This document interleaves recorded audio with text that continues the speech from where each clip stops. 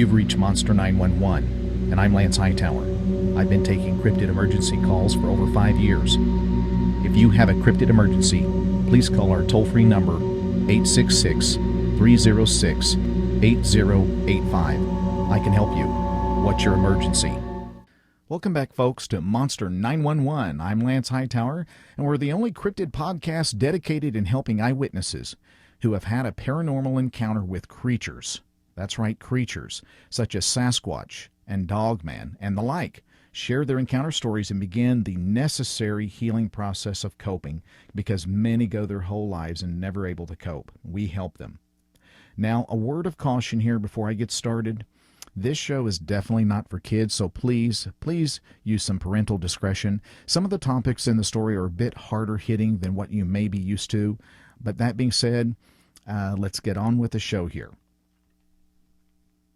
These interviews you're about to hear were previously recorded back in around 2019 on our Patreon site, and they're some of the most unusual I've ever had on the podcast. In the first story, our guest shares what he thinks may have been an underlying issue or concern with his friend who lost his life. This friend shares with us their lives while growing up in Oklahoma and where he lives now. In our second encounter story, a gentleman retells the story of when he was traveling down a dark highway at night with his family when he was just a small child. His family saw something on the side of the road stand up, covered in blood. Despite what his family claims to have seen, he believes he saw something altogether different. So sit back, have a listen to these two hair-raising encounter stories, and contemplate what you think might have occurred. Yes, yeah, I'm in Oklahoma. I've lived here all my life with about a 7-year stint. I lived in for school. Went to there. And, Yeah. But other than that, been here my whole life. Okay. So spent years living out here, pretty much. So you're familiar with the woods of Oklahoma and everything. Oh yeah. We're rural. My he raised us, and I grew up pretty much running the creeks, shotgun, rifle. Right. Shot plenty of deer out here, and yeah, I'm very familiar with the land out here. Okay, good. It was really interesting, the message that you left me, and I'm sorry about your friend here, but it was interesting because you said that he passed away, but that you thought because of what he saw and hearing some of the people on some of the shows that they had post-traumatic, that may have attributed to what happened to him. I know it's kind of difficult, but would you mind just sharing a little bit what you mean, what you think happened or what he said? Sure. Well, there's a couple of variables that are coming into play that make me think that it could have been related to possibly something that he saw, or that could have been what spurred it, to push him over the edge. But he had a problem. Now, he had a wife and a kid, and they're still in this area, but he had a problem. But he was also pretty successful in life. I mean, he had a pretty good job, and he did pretty well in it. He made good money. So he wasn't able to function, if you know what I mean. I mean, he had a problem, but he still lived, he still kept the job, and he provided for his family pretty well, actually. And about, I'd say, around a month. This would have been, I think this was last summer or last spring. About a month before he shot himself, he ended up shooting himself with a shotgun. And what happened was he survived that, but he was prescribed painkillers, some pretty powerful stuff, and he ended up basically overdosing on those painkillers. Oh, I'm so sorry. Yeah. Yeah, he's a good friend. We grew up together, and we all ran the creek together, me and a few of our buddies. And he passed, but, he talked to me, he told me, he's good with God. This was about a month before, he came by and he told me, I'm good with God, I'm all right, Good. something happens to Good. me. I said, all right, good. And we're Christian. I'm a Christian. Me and my wife, all our kids, we all go to church. We're believers. Great. And, We are too. yeah. Yeah. It's one of the things that really got my attention from your show is y'all are believers. I was like, okay, then somebody who can be a Christian and still believe in this, in cryptids, that was a real bonus for me, because I listened to your stuff with Dr. Ketchum. Yes, and they said they had some humanoid DNA in the findings, and I thought that was pretty interesting. This time in history, considering everything that's working out in the world and how things are starting to fall in line with Bible prophecy, I'm not ruling out the possibility of anything right now. Well, that you hit it right on the head for us as well. I mean, this to me doesn't shake my faith or turn me away from faith. It reemphasizes and strengthens it. I even though we are believers, I know that I don't understand every scripture in the Bible. I wish I could, but I don't think anybody really can. There's a lot of mystery in there, but we do that it was divinely inspired by God. But, I believe that with all that being said, there's things that we'll never know all the answers, but that it does reiterate some of the past giants that were here on this earth that still are here, in my opinion. So I don't think we're to understand everything. I wish we could, but in many ways I'm glad we don't. If we knew absolutely everything, I think we'd probably be more scared than we would anything else. Right. No, I think there's a real possibility we could be really scared to even step out our door. But I'll get into my friend here. He came over to my house, like I said, about a month before he shot himself, and it was raining, lots of rain, and he had been down on, it's here where it goes through in county, and he came by my house. It was raining that night, and he had left his it's a rifle or shotgun. He left it there. He was fishing, and he left it there, forgot about it, and he stopped by my house. It was dark by this time, and he said, hey, man, I need somebody with the truck because I left my rifle down there, and it was one that his dad handmade the stock for him, and it had a lot of sentimental value to him. And he said, man, I really need somebody to go down there and get it. And I looked at my wife, and she said, you better get down there then. It was raining, and the creek was swelling, and he left it right by the creek. So we jumped in the truck, and we were driving. It's about a 15-minute drive from my house to the creek. And on the way there, he was talking about all kinds of stuff. I think he may have been high at that time. And that's why I kind of just wrote it off like, yeah, whatever. When he told me, he said, there's werewolves out here. I was like, what? I was like, what? Werewolves? I don't really think that people turn into wolves, but okay. And he said, it was kind of just in passing. He said, there's werewolves out here, and they think the highest concentration of them are here in Oklahoma. And I just kind of looked at him like, okay, sure, you're telling me this before we go out to the creek in the middle of the night. Thanks. Yeah, exactly. And that is really all he ever said to me about it. Now, he spent a lot of time out on Creek. That was his thing. I mean, that's just what he did. If he had free time, he grabbed his fishing pole, his rifle, he was out on Creek. Whereabouts is Creek again in county? Yeah, I don't know where it starts, but it goes towards, it empties out into a lake.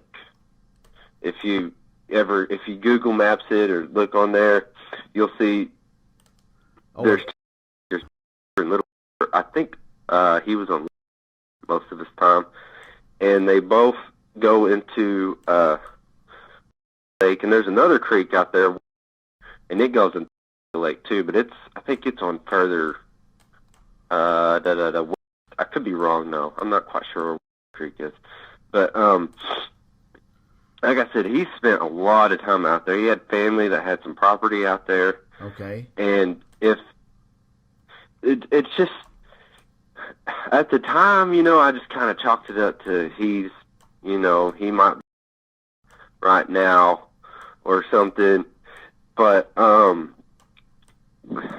that I think about it, I think maybe it's very possible he saw something out there. And he was fishing, so to speak, to see if, how open I would be to it. Ah, sure.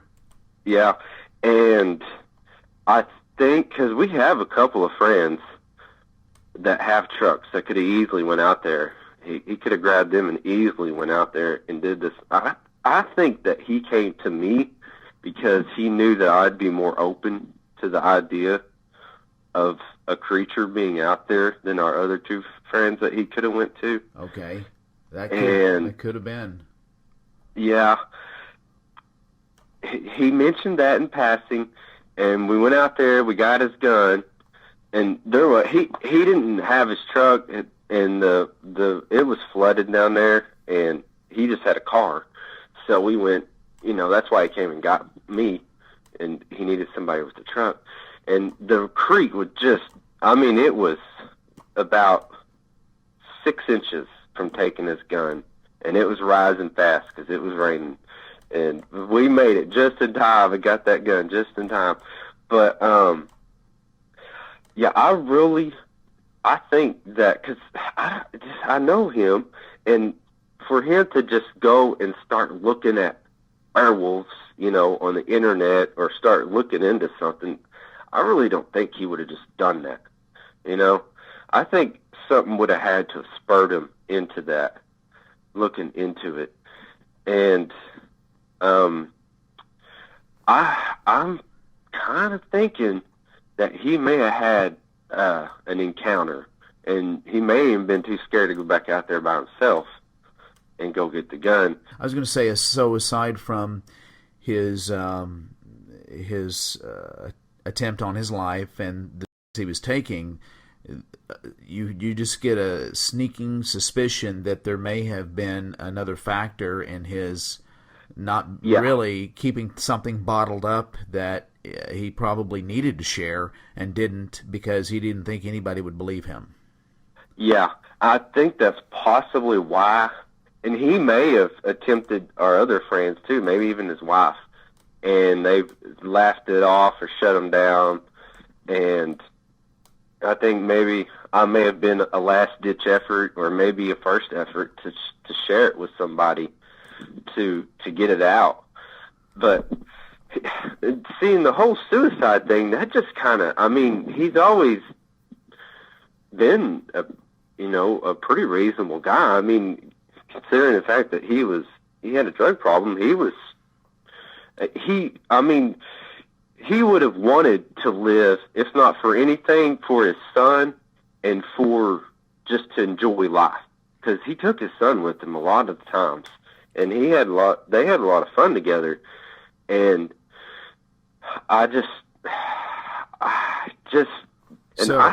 think you just get a gut feeling that something else, there's more to it than that. Yeah, because it's kind of, honestly, it was kind of just out of the blue, this whole suicide attempt. You can take all the variables and who knows what kind of mess he got into with all that and all the different people that he came in contact with. It's hard to say, but this whole suicide thing, just he enjoyed life too much. Like I said, it just come out of nowhere. and I'm like I said, on the voicemail, listening to these encounters and people having a lot of high anxiety, lots of post-traumatic stress disorder, PTSD, that I think it's possible that he did see that. He saw something and it just shook him. Yes. So much that he got in, it hit him, PTSD hit him, and he shot himself. Well, it's we hear this post-traumatic stress disorder or syndromes are very prevalent and well known in the military community, right? Our men and women that serve, and that's what our great country tries to do, is train these men and women to get ready to see combat, because combat, you can acquire the skills, but the biggest thing that you have to overcome is the hurdle of the emotional mind.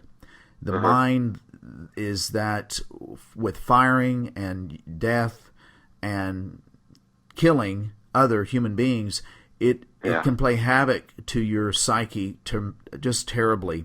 And I don't even think any form of training, we watch too many movies regarding, the good guys and the bad guys, but it plays havoc on you. And people think it has to be in the military, when actually the mind, it's irrelevant.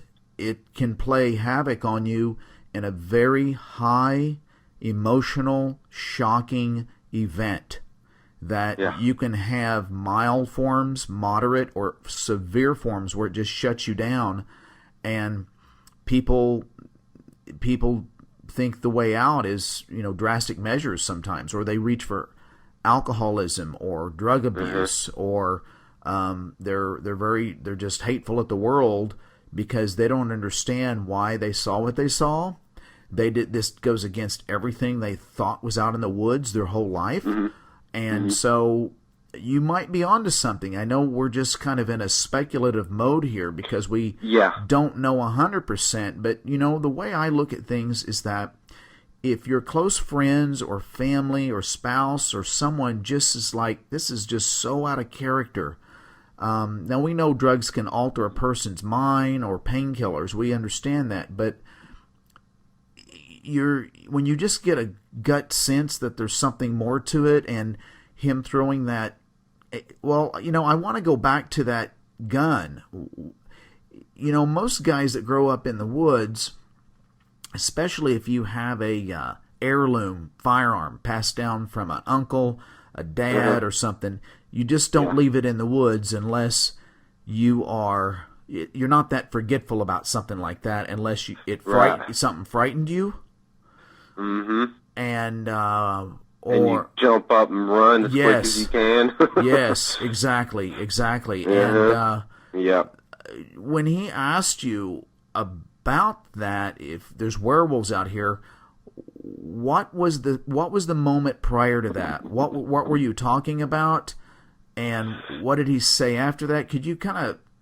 No, he hit the subject and dropped. He hit it and left it pretty quick. Were you in the car?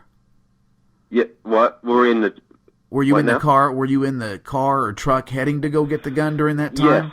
Okay. Yeah, it was just me and him in the truck. We were about halfway there, and it was totally off the subject. He was talking about something completely different. I think he's talking about playing guitars. I used to play guitar quite a bit. We all go camping, and I'd bring my guitar, and I'd play guitar, and, he just liked to sit around and listen to it. And he was talking about playing guitars and running around and, doing stuff like that. And then it was just out of nowhere. Boom. He said, there's werewolves in Oklahoma. I was like, what? What do you mean there's werewolves in Oklahoma? And then he told me, they think the highest concentration of them is here in Oklahoma. And I thought, at the time I thought he's high. But now, looking back, I'm thinking that he may have been fishing, trying to see what he could get out of me. Did he allude to who said that there's a high concentration here when he said, No, I didn't get into it because I kind of just, he was talking a lot. He was doing most of the talking, and I was just listening. and he just it came and it went, and I didn't try to get into that, which I kind of wish he would have shut up so I could have, at least got something out of him more other than that. But I probably would have gotten to something like, hey, is everything all right? And it may have led to, yeah, I saw something out here.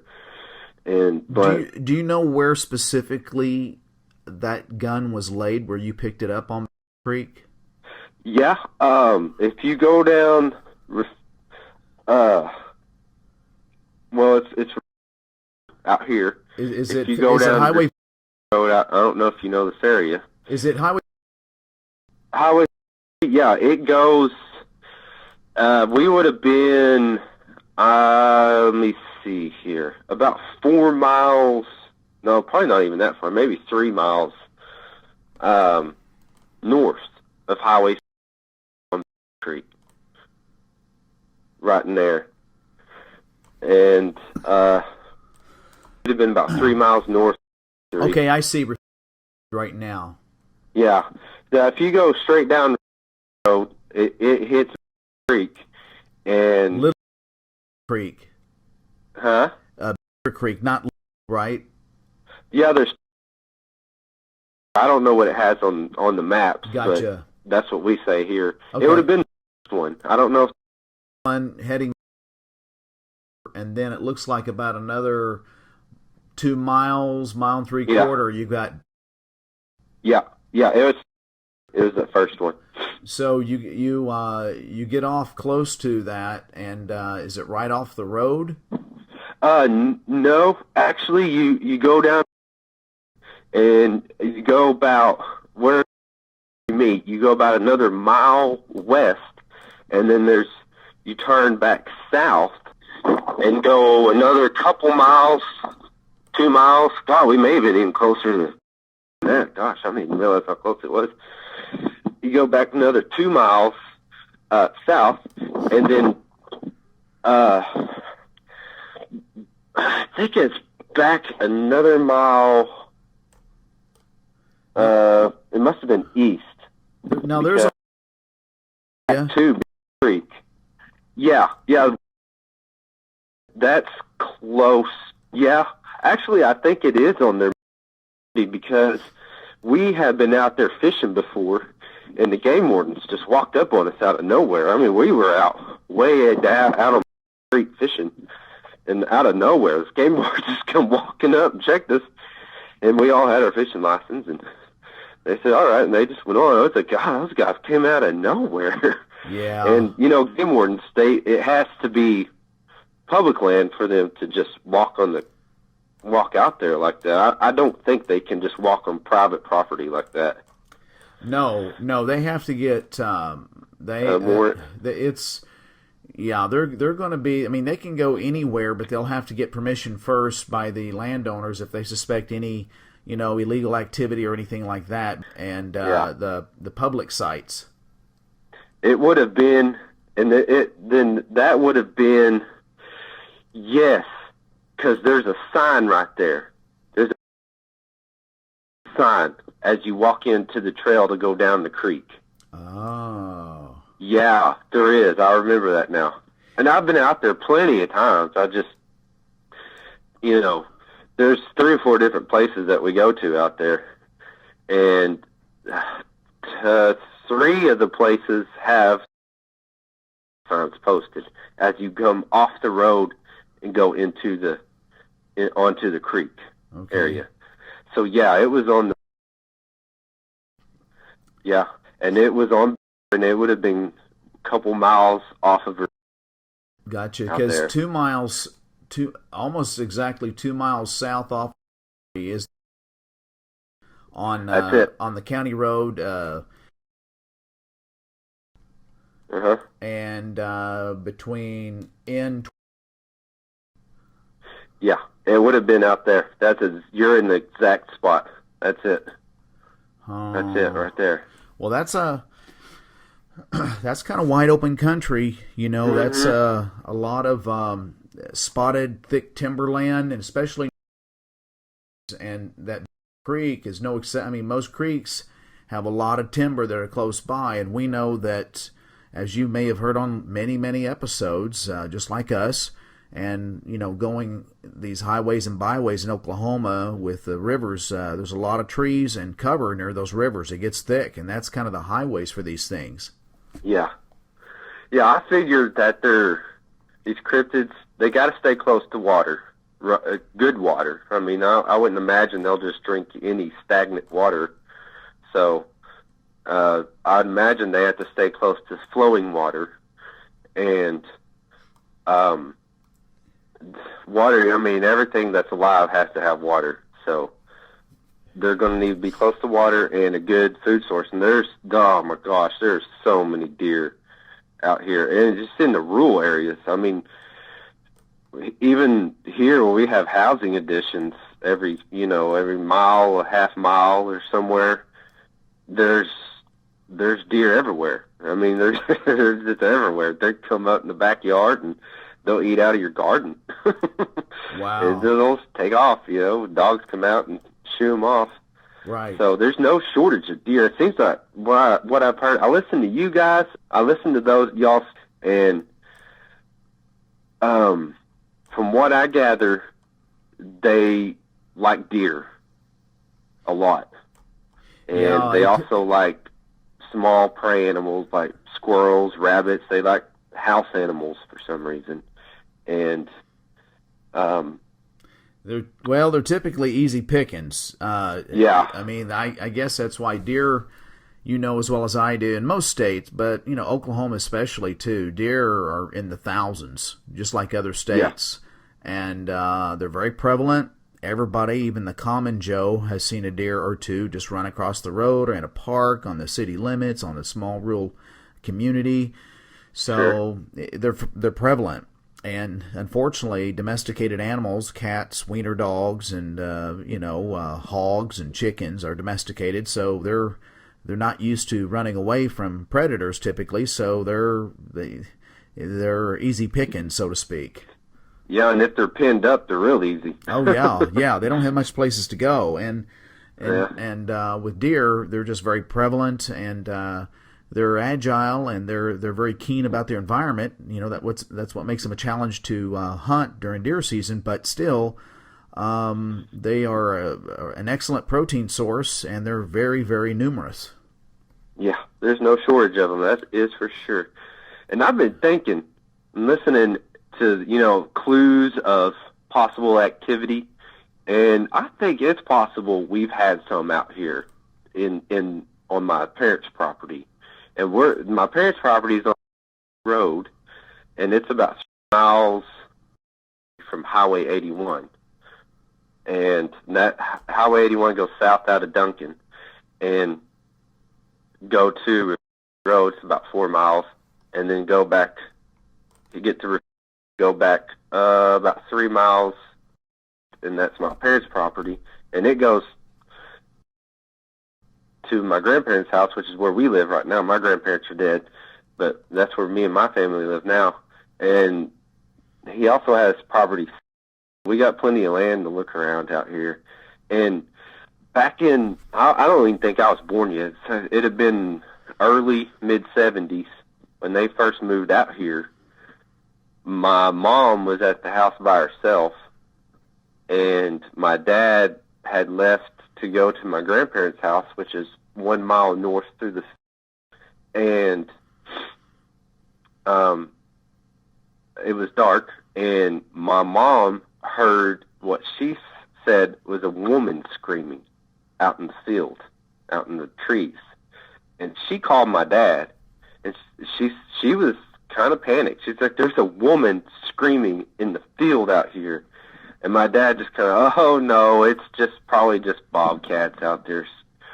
And I've heard some of these stories about how they sound, and they shriek, and I've heard everything from shrieking to it sounds like a baby crying to somebody screaming out in the field.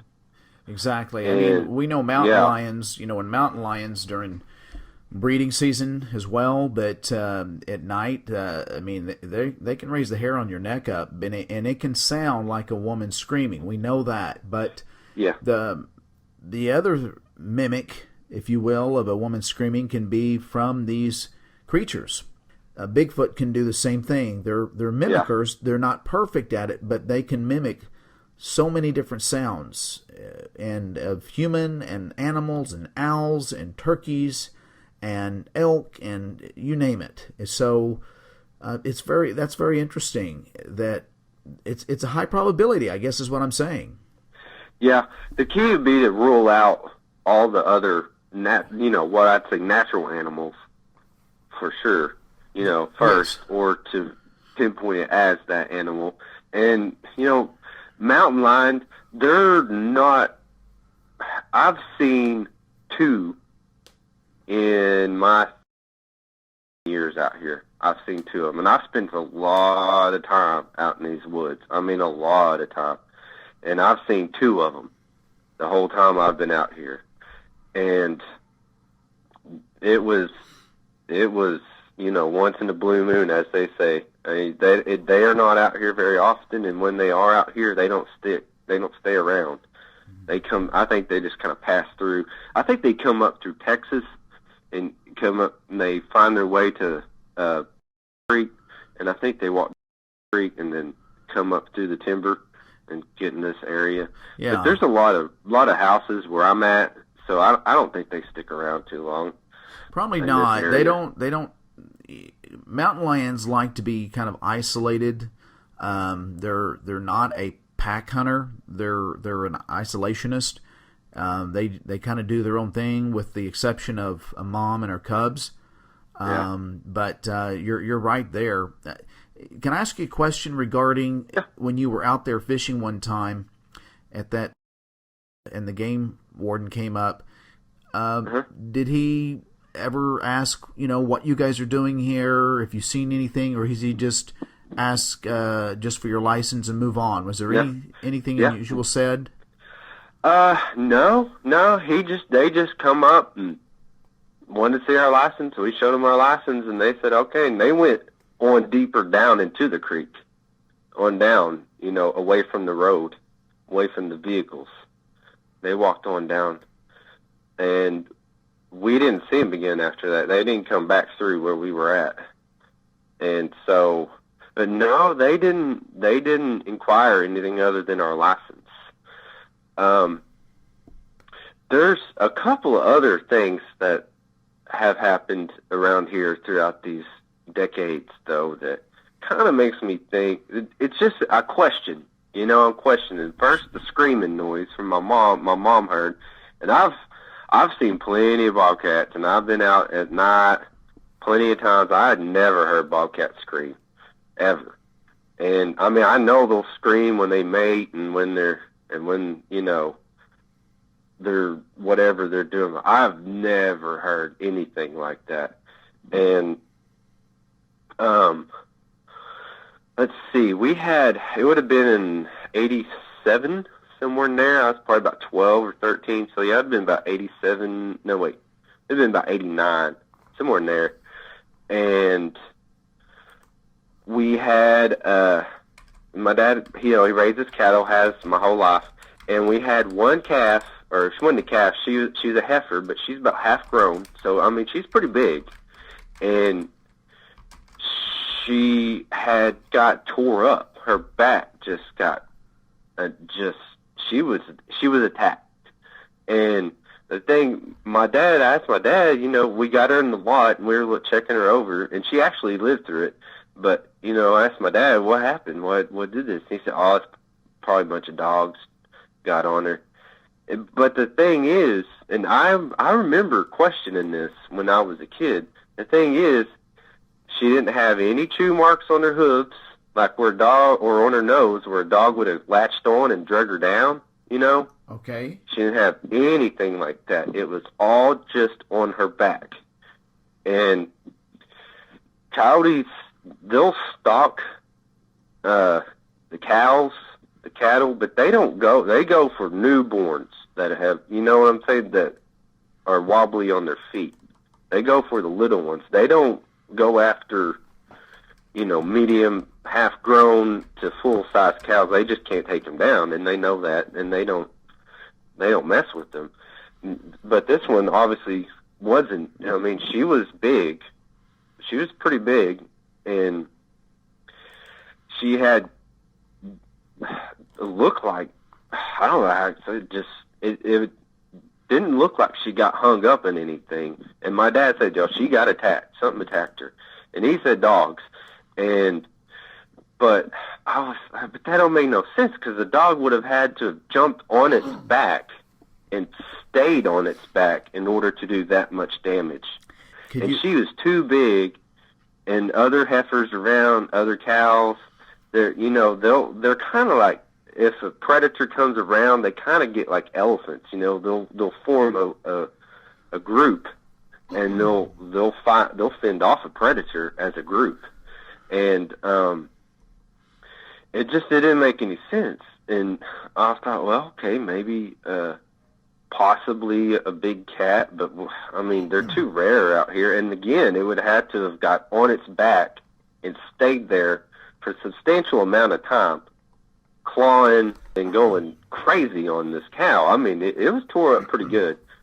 And there's really no animal out here that could have done that could have got on its back and stayed on its back and clawed it up like that.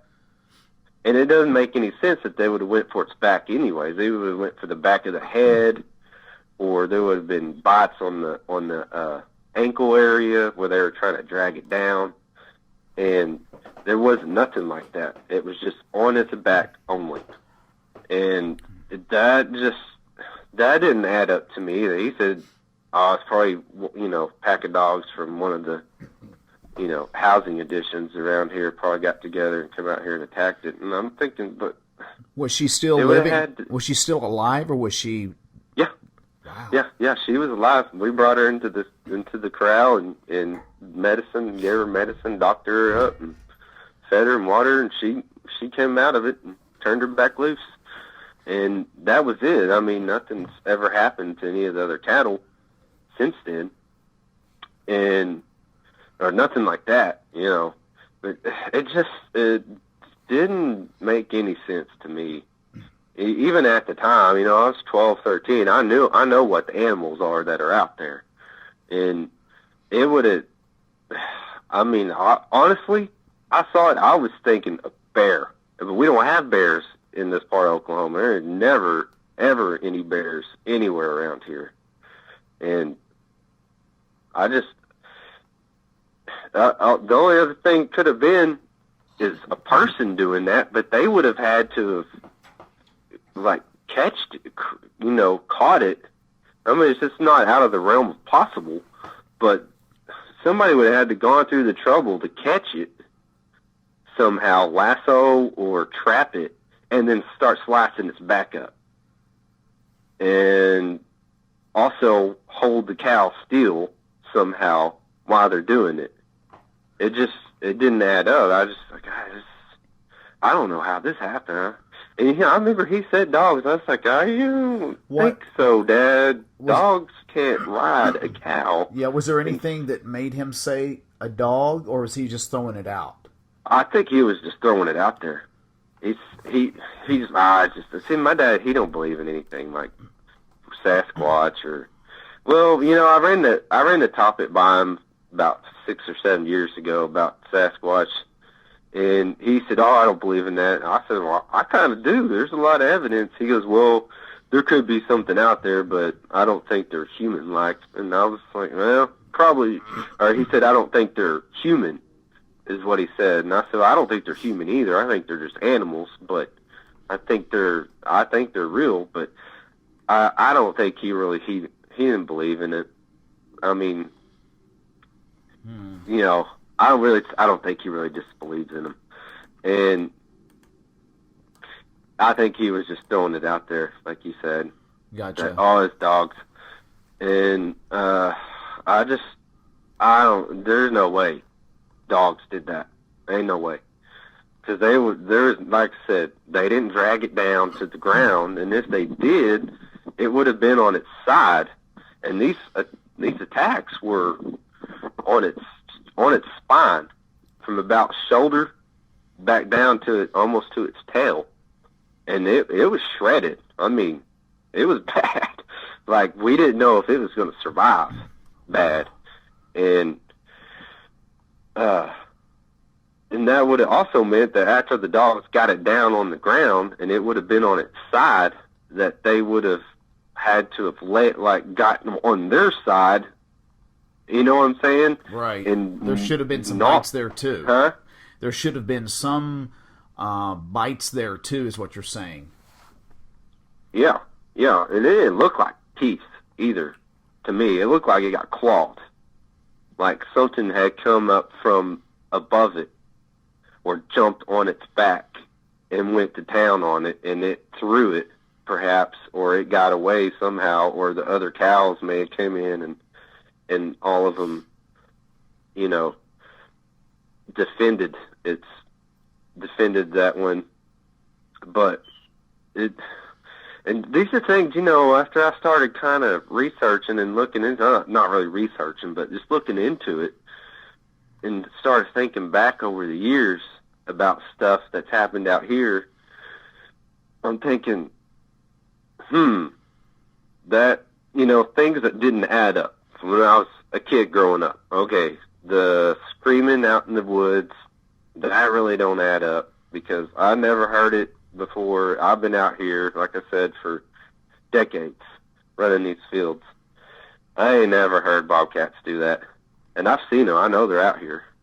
And I've been in the cow attack as well. I said, that's another thing that just didn't add up. You know, there's just, and the person going out there doing that don't make any sense either. I don't know why somebody would go out there and catch this one heifer, you know, and start slicing it up. I mean, you would have to take a trailer out there and not be seen, first of all, by either us or my grandparents, and get out there in the field, catch it, put it in this trailer, subdue it somehow, and slice it up. And I can't imagine there would be a purpose or what their MO would be on that. You're right. It doesn't make any sense. If anything, they would just steal the heifer and or do what sometimes thoughtless clods do, and that is they'll gut shoot the cattle driving by. But I've never heard of that type of injury by a human like that. That is very strange. And that one, I remember that one very well, because I was, you know, like I said, I was 12 or 13, somewhere in there, and that's when I remember just buying. And that calf, she was in the lot for about a month healing, you know. I say calf, but she wasn't a calf. She was about half grown. So I'm going to say probably about chest high, somewhere in there, about mid-chest high, and probably around, gosh, she was big. She had to have been 600 pounds, probably 500-600 pounds, somewhere in there. I mean, she was close to being full grown. So, wow, she's big. Yeah. I mean, she was getting there, and there's just I don't see how dogs could have done that. I don't see how any animal out there could have done that. It got on its back like that and sliced it up, and it looked like to me that it started from the shoulders and went back to the tail, and it was sliced. I mean, it was there was deep. It was sliced, and it was a mess. It was a bloody mess. Was there any unusual hairs or anything aside from the heifer hair or anything that? No, I don't think so. I don't know if that we would have been looking for anything like that. Okay, you were just trying to patch up her wounds and clean it out and get her healed up. Yeah. We were in save the heifer mode, pretty much. Gotcha. Well, do you go out a lot by yourself, hunting and fishing nowadays? Yeah, I still go out there, and nothing here lately. I say here lately. That was back in, like I said, mid to late '80s, and there is one thing that actually did happen about a month ago, is our dog got mauled up pretty good. I mean, he's not really our dog. He's a stray. We kind of just took him in because my wife's got a big heart, you know. She didn't want to. She tried to get rid of him. He wouldn't go. He wouldn't leave, and so we kept him. And it was about a month ago. He got mauled up pretty bad, and we thought he got hit by a car. And I went and looked out in the road. I didn't see any blood or anything out there. And walking back to the house through the yard, spot where there was a patch of blood, and it looked like he got drugged. And not very far, probably 5 foot, something like that. And it was where he got chewed up. It was in his armpits. Well, I say chewed up. It looked like cuts to me, like he got sliced. And it didn't look like bite marks. It looked like a knife wound, kind of. And, yeah, and I'm thinking, okay, I looked around, I thought maybe somebody had shot him, and I looked around the road, see if there's some spent casings anywhere or in the driveway. I didn't see anything like that. And it looked like he was laying there asleep, and something come up on him and grabbed him and pulled him about 8 foot, 5 to 8 foot. The grass was laid down because I hadn't mowed in a while. I needed to mow. The grass was laid down, and there was blood there. It looked like where he got hit was right there.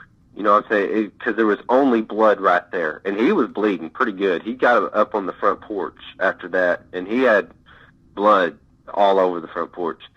And it looked like, to me, because there wasn't any blood going to where he was at.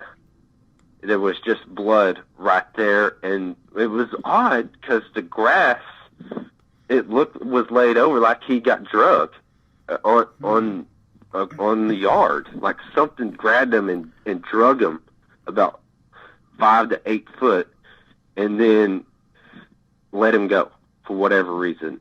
And this was during the day. Is he a big dog? He's about. Well, he's skinny, but he's tall. He's over knee high. Okay. And he's pretty long. He's about, I don't know, probably 3 foot long. I'm just kind of guessing here. Maybe longer than that. I could be wrong. I'm trying to gauge my distances here. 3, maybe, I don't know. He's a long dog. He's long and he's lean.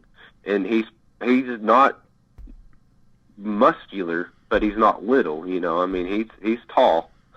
And he's leery of people, of other animals, except for, and see, that's the thing. We have other dogs, neighborhood dogs, that come down, you know, to our house because we throw our scraps out.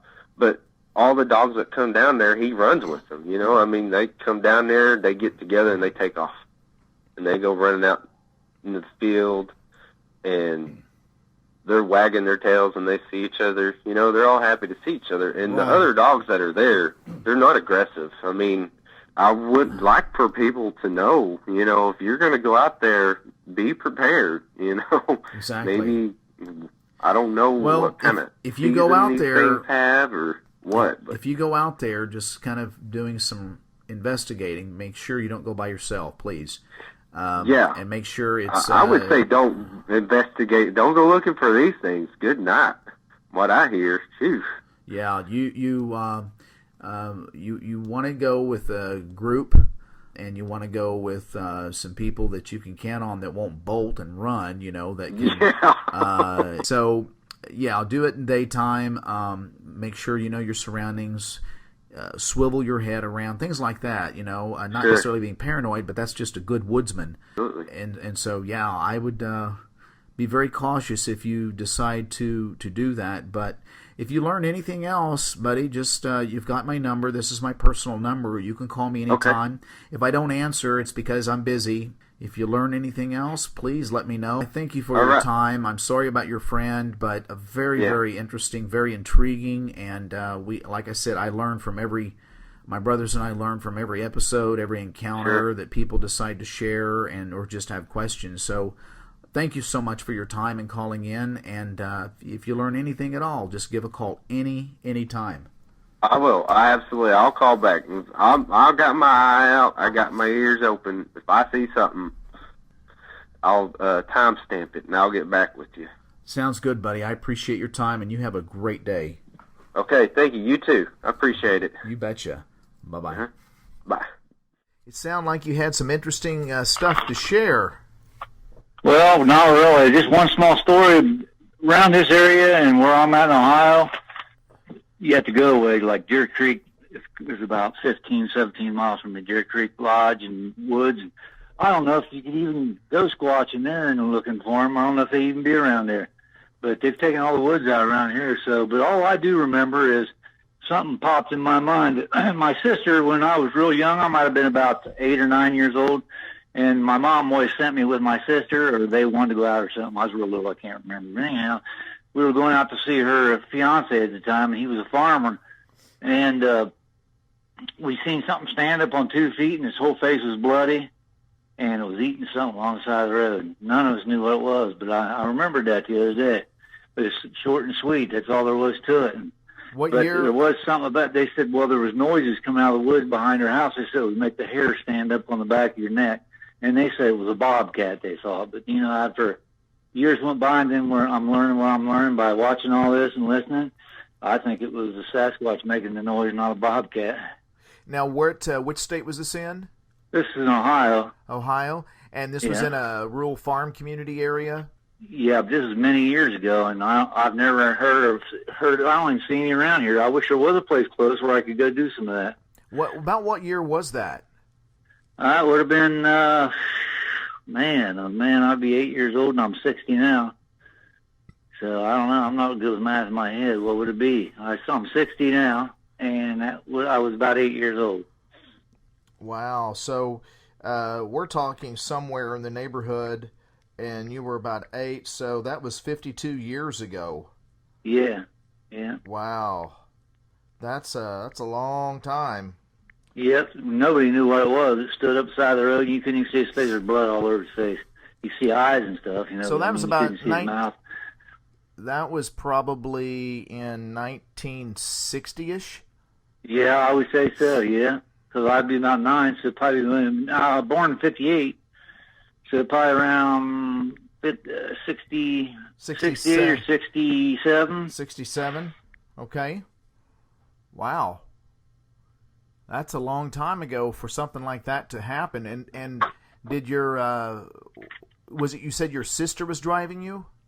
Yeah, my sister was driving. I was in the back, and she had a friend with her, Debbie Johnson. They were, and I was in the back seat. And they all started screaming, I remember, and yelling, and what was that? And I said, I don't know, scared as all. And I don't think it was a black bear, but because even then there wasn't any black bear around where we're at. And this was in the daytime? No, it was at night. Oh, it was at night. Yeah. Does your sister, is she still living? Yeah, but her and I don't get along. Oh, but I'm sorry to hear that. I was just going to ask if she ever talks about that day. We never said nothing about it. I think I might have mentioned that a couple of times as when I was younger to her, about seeing something. But I can give you her number if you want to ask her about it. Oh, that's okay. I have found that if I don't have an intro, people don't want to talk too much, and that's okay. That's okay. Have you, since that encounter, have you heard of anything else around that area? No, and now that I'm getting interested, see, I feel like I can't even watch these things on this because, how some people feel about it. My wife's one of them. She thinks I'm going nuts. She goes, you're crazy, man. You're listening to that shit. She said, none of that stuff on the internet's for real. And she goes, there ain't no aliens. There ain't no Bigfoot. She goes, I think you're going nuts. Well, I wish I could tell her and say it is all a farce. And I'm going to say there's probably, I don't know what percentage, but I'm going to say that there is a percentage of people that are putting bogus stuff out there and just to get a hype or a rise out of people. But as far as the shows that we've done, there might be a few that slip through and that are really good storytellers. We've never made up a story to make up a story. But I would say the majority of the people that I have personally interviewed are telling the truth. They have seen what they've seen. And whatever's happened did happen. And so why would they lie about it anyway? I'm going to call you. That's it. You've got some people that don't want to be identified because of the position. Well, the position they hold in the community, and they are still active at whatever they do. I mean, we've interviewed business owners, active military, attorneys, high-profile research scientists. We've interviewed very high-profile people in business working with scientific community, and so they don't want to be identified, and they have no reason to go on, and they, why would they tell a story that's false in the position they hold? Right, that's what I told my wife. I said, you might think I'm nuts sitting there watching this stuff, but I said, I think Bigfoot's real, and I said, there's just too many people, too many things. I mean, you can, there's a percentage of them probably is a lie, but just think all of them can't be liars. Everybody's not a liar. That's right. That's right. And, this YouTube community is a great way for people to share behind the scenes what's happened, that it may not get to the mainstream media, and we really don't want it to, because they're ready to make ridicule people anyway. So this is kind of a safe haven for people that has seen and that weird experiences have happened since, as a child, that they are safe. They can share openly. We don't judge people because we've had our own experiences, and we just want to know what happened and where it happened and what the circumstances were. But I would like to tell your wife that it is a farce, but unfortunately I would be lying. It is the truth. Yeah. It is the truth. They do exist. They are very real, and there are people at a federal level that have known about these for a very long time, and the thing that's on their side is that, and no disrespect, of course, but there are people, the federal agents, whoever they call themselves, know that they're counting on people like your wife to just discredit it, and that it doesn't take much to discredit someone.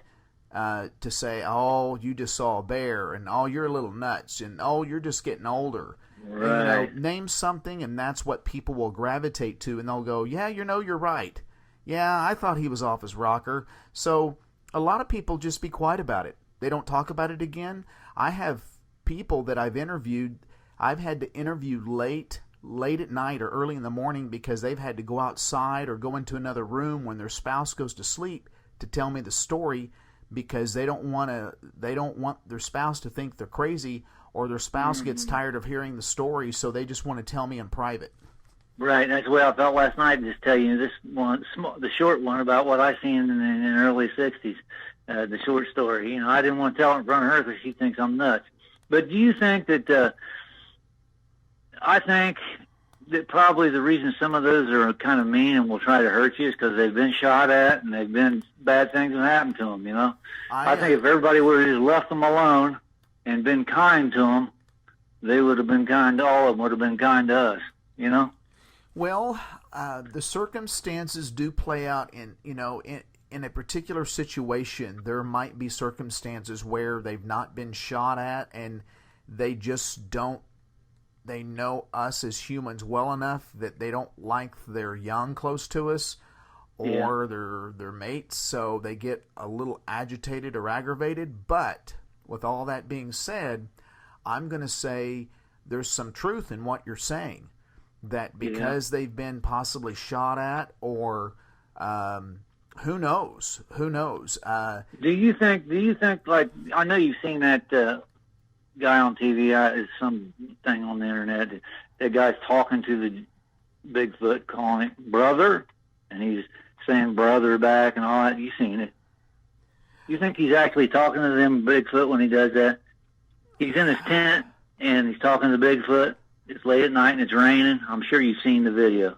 I haven't really seen it yet. I guess I need to surf the web a bit more. I get so busy with the shows and interviewing, I don't get much time to surf. Well, what it is he's talking to this Bigfoot right at night, and he's saying, brother. He stays in the tent. He says, brother, and he'll go, brother, brother, brother. I can't really understand what it's saying, but so you can see, you can understand it saying brother, but it's real kind of rough. But this guy's talking back and forth with these Bigfoot, and I wonder if that was real or that you thought that was bogus. That's a hard one. I mean, I don't want to say, as I say many times, no one's the expert, and I'm not the expert on that situation. It's hard to say. I'm not saying they're not intelligent enough to mimic. They're great mimickers of sounds, so why wouldn't they or why couldn't they mimic the sounds that we make? And I have a lady I interviewed, and she was at home by herself. Her husband had left, and she was getting into her car, and her name was said, and it was very vivid. I forget her name now, but it was like Sherry. And so she was out to her car, and it was kind of in a rural setting, and they lived kind of in the timber. And just before she got in her car, she heard Sherry, like that. And she like looked around, and then she heard Sherry, like this. And then she looked back behind her a little ways, and she saw two figures standing kind of off in the timber in the shadow. So can they hear people saying certain things and mimic it back just out of curiosity? I'd say maybe even knew, sounds like at that point it even knew that it was her name. Exactly. So, when you're out in the country, you're yelling kids' name, and you're yelling to the chickens and your spouse to, hey, time for supper. And so you hear these things over and over and over again. So it wouldn't be out of the possibility that these things hear a certain phrase used or a certain word, and then they see that person coming into the house like, oh, wait a minute, that must be what they are called. So they repeat that name. So I've heard that on a couple of other encounters a couple years ago where people's names were said, as well as there was a gentleman that I interviewed that he said that his dog was, I forgot the name of his dog, but he would call his dog a lot, and he lived by himself. Well, he would see his dog coming from the woods and just wagging his tail, and this dog is older, and normally he's around the house. He's like, what the heck where are you at? So apparently, he got off one day early, and he came home, and the dog was gone, and this dog always came from the woods. So he got his binoculars out, and he approached this wood line, and he started looking in there, and he saw a Bigfoot petting his dog. See, they're not all mean like that one I read of yours last night where they ripped that guy's dog in half and threw half of it up in the tree and the other half. Well, it's really hard to say. I mean, what would you do if you had a giant 110-pound Rottweiler biting on you? I mean, you're going to do something too. Well, that's just it. That's just it. And was it a Bigfoot or was it a Dogman creature? We don't know. And what the circumstances were at that moment, don't know. So, getting back to your question, can they mimic, what this guy was saying? Sure, why not? They may not know exactly what it is, but if the situation is not aggressive and the guy is just in the tent, he's not doing anything, he's not throwing anything, he's just in the tent using a tone of voice that's pleasing, then I would say that this is very possible a Bigfoot type creature or even a Dogman creature could mimic the sounds. I don't see why not. Well, this guy had been going to the same woods, and they set up there for a long, long time. They got to know these Bigfoot in that area. They set out. They have gifts that they give back and forth, and meals they put out for them, and they talk with them. It's wild. And I just wondered, is that for real deal or not? Because that'd be cool as hell. I want to do that. Well, the thing with that you have to be careful of is that I know of a family of Bigfoot that have been habituated. They've been fed every day for I don't know how long. Yeah. And the food bill of this family is very large every month, close to $1,000 a month. Mm-hmm. And the problem with doing that, They don't hunt for themselves then. well, they still hunt for themselves, I imagine. But here's the thing: what if something this family, the spouses are getting older? What's going to happen if they get sick, or someone else comes in that house that are not expecting feeding time at a certain time? What's going to happen to They'll come up the house looking around for food. Yep. Freak them out. Yep. And then if they don't get fed, what are they going to do to the people that are there? So even though you do it out of almost a conservationist standpoint, you don't want people to know, and you don't say much. You just kind of feed them and take care of them. That's fine, but in many ways they're not pets. They're a being. They're a creature being that is very smart, but their behavior is very archaic. They're very reactionary. If you're hungry, you hunt. If you're tired, you sleep. They don't think about things like we do. There's no manners, so to speak, that we're aware of. So if one guy or a person gets sick in the family and they move away, they're going to be going somewhere to get their usual, 6 o'clock feeding or whatever it is. So you got to think about that, the future, the long term. When you do that, they could potentially bother someone else. Yeah. Or come up and did they see the Bigfoot when they fed them all that time? Did they? Oh yeah, they were sitting there eating. They were sitting right with them. They sat right with them eating. Yep, they were right in just feet of proximity, and they had been working their way up to do that at that point. But they've got a certain routine, and this family is used to. They've been doing this for a number of years. And the Bigfoot, there's a male and his family, and they're very familiar with this family. And so, again, the problem is not that they're not going to cause any issues. It's later to someone, if a family moves in there and they've got kids, and the Bigfoot are hungry, and the kids are playing out in the yard, are they going to take one of the kids? I'm not going to say they're going to take a kid and eat it by no means. I'm just saying, are they going to... Yeah, I was just wondering, because I've heard stories of a park ranger where, they think that they looked downhill when this kid disappeared to the park, and they thought the park ranger said he thought he saw a kid or something over the kid disappeared. They thought they seen a kid over the shoulder of this Bigfoot. Yeah. So I'm wondering, if, like you said, if they can't feed him anymore and nobody's there, are they kind enough, do they think enough not to hurt anybody to try to get food from the next person, or they just move on and forget about it, or are they smart enough to, they're smart. Well, they're smart enough to realize that, when you're fed for such a long time, the next level is just go to the house. And then if they don't get fed, are they going to break into the house? Mm-hmm. So I tell people, I don't recommend it, but if you do, don't do it close to your house. Right. Don't do it close to your house, and realize there might be consequences if you don't feed them on a regular basis, or something, you get sick, or I don't know. The circumstances may be different for every situation, of course, but I'm just saying there might be, even though your intent is to be kind and do kind things, they're used to foraging for themselves. I'll put it that way.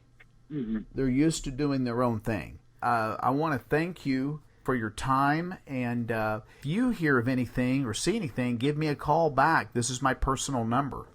All right, because I'm going to start doing this. I'm going to start going down to Deer Creek. I'm not going to camp out at first, because that'd be too freaky. I think I'll start tree knocking to see if I get a response in an area, and then because I'm brand new at it, Absolutely. Well, Be safe, sir. Good luck. Keep your wits about yourself and stay alert, and do take some protection when you go, but you don't necessarily need to have it in your hand, but and go with another person. That way, it's never safe to go by yourself. Okay. All right, sir. Take care, and you have a great day. All right. Thanks a lot. Yes, sir. Take care. Bye.